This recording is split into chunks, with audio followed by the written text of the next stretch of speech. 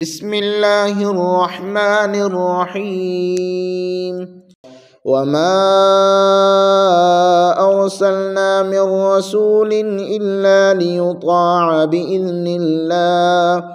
ولو أنهم إذ ظلموا أنفسهم جاءوك فاستغفروا الله واستغفر لهم الرسول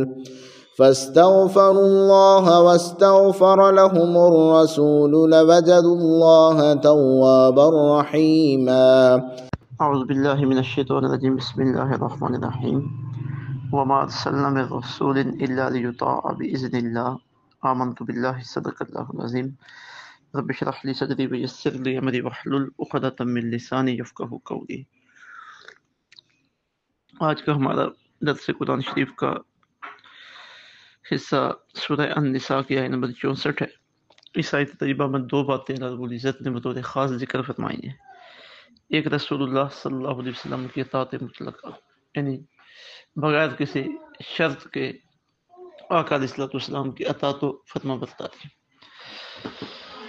حضور کی اطاعت ایسی ہے جیسے اللہ کی اطاعت، اور دوسرا حضور رحمت دو عالم صلی اللہ علیہ وسلم کا اپنے غلاموں کے لیے وسیلہ ہونا، توسل ہونا،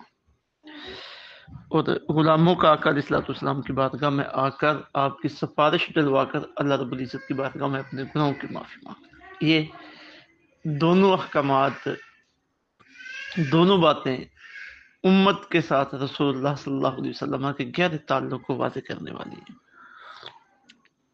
ارشاد باری تعالیٰ ہے وما ارسلنا،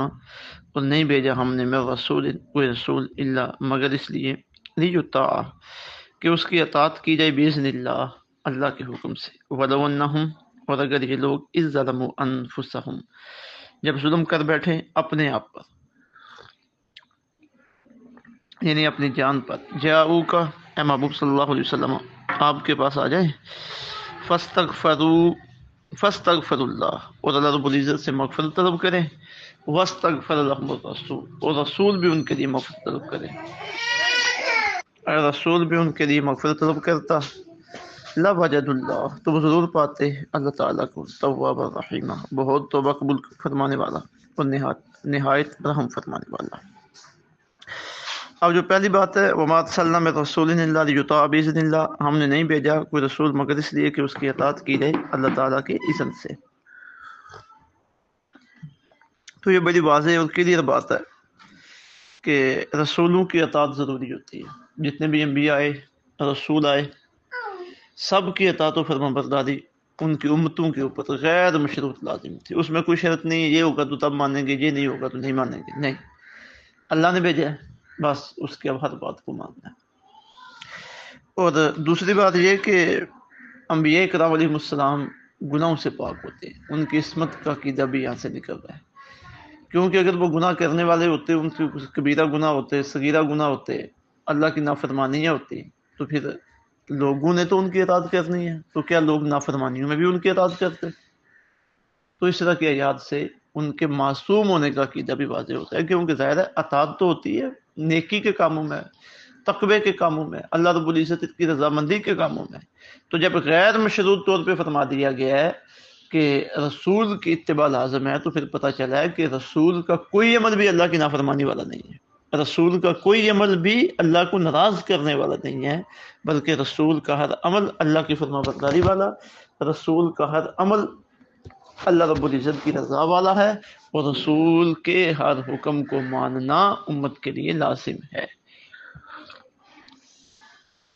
دوسری بات یہ کہ وَلَوْ أَنَّهُمْ إِذْ ظَلَمُوا أَنفُسَهُمْ، اگر یہ لوگ جب جانوں پر ظلم کر بیٹھتے،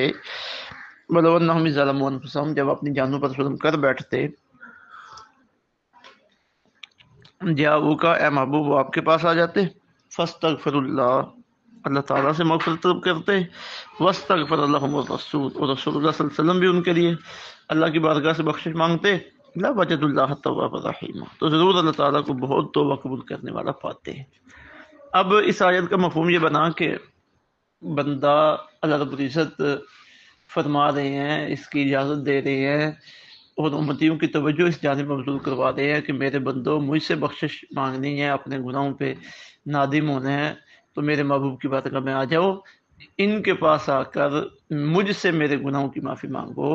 اور یہ بھی تمہارے لیے میری بارگاہ میں سفارش کریں تو میں ضرور تمہیں معاف کروں گا، ضرور تمہاری توبہ کو قبول کروں گا۔ اللہ ڈائریکٹ بھی تو کئی مقامات پہ فرمایا کہ مجھ سے مانگو، اور یہاں ایک اور راستہ بتایا گیا کہ میرے محبوب سے کے پاس بھی آ جاؤ۔ تو یہ اللہ رب العزت امت کا محبوب کے ساتھ تعلق قائم کروا رہے ہیں، اور اس سے یہ پتہ چلا ہے کہ آقا علیہ الصلوۃ والسلام کے غلاموں کا حضور کے پاس جا کر اللہ کی بارگاہ میں بخشش کے لیے سفارش کروانا یہ حضور کی حیات میں بھی تھا اور قیامت تک اور قیامت کے دن بھی ہے، کیونکہ اجازت دے دی گئی ہے، آگے ممانعت کوئی نہیں ہے، اور 1400 سالہ امت کا طرز عمل یہی بتا رہا ہے کہ یہ اجازت ہے، قیامت تک اجازت ہے۔ آقا علیہ الصلوۃ والسلام اپنے غلاموں کو نوازتے ہیں۔ حضرت سیدنا علی المرتضیٰ رضی اللہ تعالیٰ عنہ کی روایت جو کتب تفاسیر میں موجود ہے، 3 دن ہوئے تھے آقا علیہ الصلوۃ والسلام کے وصال کو۔ ایک رابی آیا، اس نے آقا علیہ الصلوۃ والسلام کی قبر مبارک کے اوپر جھکا، قبر مبارک کی مٹی اپنے سر کے اوپر ڈالی اور یہ آیت پڑھی اور عرض کی حضور میں آ گیا ہوں تاکہ آپ میرے لیے اللہ سے بخشش طلب کریں۔ تو حضرت علی فرماتے ہیں کہ قبر طہر کی آواز آئی، قد غفر لک، تجھے بخش دیا گیا، بخش دیا گیا۔ اللہ اکبر۔ امام باقی نے شعب الایمان میں لکھا ہے کہ ایک رابی حج کے بعد نبی پاک صلی اللہ علیہ وسلم کی قبر طہر پر آیا اور کہا بے ابی انت و امی یا رسول اللہ، یا رسول اللہ میرے ماں باپ آپ پہ قربان ہوں۔ اللہ تعالیٰ فرماتا ہے وَلَوْ إِذْ ظَلَمُوا أَنفُسَهُمْ، تو میں آپ کے پاس گناہوں کی معافی مانگتے ہوئے اور آپ کو اپنے رب کی طرف سفارشی بنانے کے لیے حاضر ہوا ہوں۔ پھر اس نے کچھ اشعار پڑھے جن میں سے ایک شعر یہ تھا، نفسی الفداء بقبر انت ساکنہ، میری جان اس قبر پر قربان جس میں آپ سکونت پذیر ہیں، فیہ العفاف و فیہ الجود والکرم،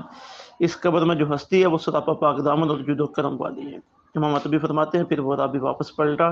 مجھ پر نیند غالب ہوئی۔ آگے تو مجھے رسول اللہ صلی اللہ علیہ وسلم کی زیادت ہوئی، آپ نے مجھے فرمایا الحق الاعرابی فبشرہ ان اللہ قد غفر لہ، اعرابی کے پیچھے جاؤ اور اس سے خوشخبری سنا دو کہ اللہ تعالیٰ نے تجھے بخش دیا ہے۔